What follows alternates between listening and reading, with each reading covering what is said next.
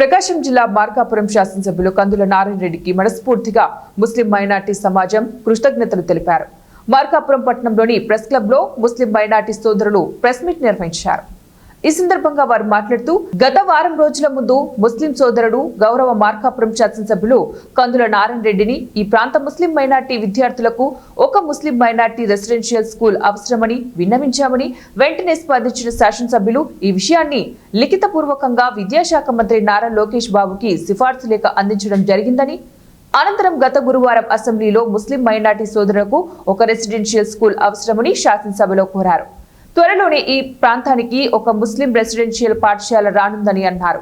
మార్కాపురం ప్రత్యేక జిల్లా అయినా, వెలుగొండ ప్రాజెక్టు అయినా, మార్కాపురం మెడికల్ కాలేజీ పూర్తి అయినా పట్టువదలనని విక్రమార్కుడిలా వాటిని సాధించడం ఆంధ్రప్రదేశ్ ముఖ్యమంత్రి నారా చంద్రబాబు నాయుడు సహకారంతో ఒక కందుల నారాయణ రెడ్డికే చెల్లిందని, వారందరికీ ముస్లిం సమాజం రుణపడి ఉంటుందని అన్నారు. అసెంబ్లీలో కూడా ఇది లోకేష్ బాబు గారి దృష్టికి తీసుకువెళ్ళి చంద్రబాబు నాయుడు దృష్టికి తీసుకెళ్ళి మాట్లాడడం జరిగింది. ఇదే విధంగా మన మార్కాపురంలో 25,000 మంది మైనార్టీలు ఉన్నారు. ఇటు ఎర్రగొండపాలెం కానివ్వండి, గిద్దలూరు కానివ్వండి, ఈ మైనార్టీలకు చాలా ఉచిత విద్యకు సంబంధించి చాలా బాగుంటుందని చెప్పేసి నారాయణ రెడ్డి గారు ఈ ప్రయత్నం చేయడం మైనార్టీలకు చాలా శుభపరిణామం. ఈ విధంగా చేసిన కందుల నారాయణ రెడ్డి గారికి ముస్లిం మైనార్టీలందరి తరఫున మేము మనస్ఫూర్తిగా ధన్యవాదాలు తెలియజేసుకుంటున్నాము. అదేవిధంగా మన మార్కాపురానికి కానివ్వండి, మన జిల్లాకు కానివ్వండి ఎంతో కృషి చేసి జిల్లా కోసం ఎంతో సాధన చేసిన కందుల నారాయణ రెడ్డి గారికి అందరము రుణపడి ఉంటాము. వెలుగొండ ప్రాజెక్టు ఉంది. వెలుగొండ ప్రాజెక్టు కూడా మనకు 2026లో నీళ్లు ఇచ్చడానికి కూడా చంద్రబాబు నాయుడు గారు జూలై నెలలో ఇస్తామని చెప్పి మాట ఇవ్వడం జరిగింది. అదేవిధంగా ఈ మధ్య నిన్న జరిగిన తెలుగుదేశం పార్టీ తరఫున అందరూ మెడికల్ కాలేజ్ దగ్గరికి వెళ్ళడం జరిగింది. మెడికల్ కాలేజ్ కూడా 2026, 2027లో అడ్మిషన్లు కానీ మొదలవుతాయని చెప్పి కూడా చంద్రబాబు నాయుడు గారు తెలియజేశారు. ఈ వైసీపీ నాయకులు దుష్ప్రచారం చేస్తున్నారు.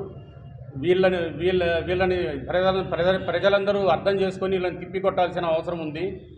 ఇదే ఇన్ని మాటలు మాట్లాడుతున్న వైసీపీ నాయకులు ఇంతకుముందు జగన్మోహన్ రెడ్డి గారు వెలుగొండ ప్రాజెక్టు దగ్గరికి వచ్చారు. వెలుగొండ ప్రాజెక్టు దగ్గరికి వచ్చి ఒక ట్యాంకర్ నీళ్లు తీసుకొచ్చి జాతికి అంకితం చేస్తున్నానని చెప్పేసి నీళ్ళు వేసి 1,39,000 ఎకరాలకు నీళ్లు తడిపేసి ఈరోజు పొలాలు బ్రహ్మాండంగా ఉన్నాయి.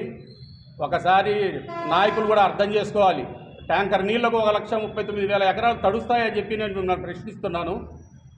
ఆ రోజు జగన్మోహన్ రెడ్డిని అడగడానికి మీరు నోరు రాయడానికి కూడా మేము మిమ్మల్ని ప్రశ్నిస్తున్నాము.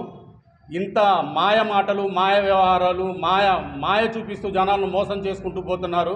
అదే మా కూటమి బ్రహ్మాండమైన పరిపాలన అందిస్తుంది.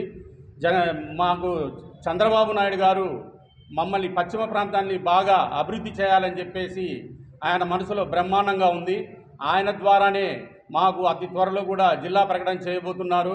అదేవిధంగా వెలుగొండ ప్రాజెక్టు నీళ్ళు వస్తున్నాయి.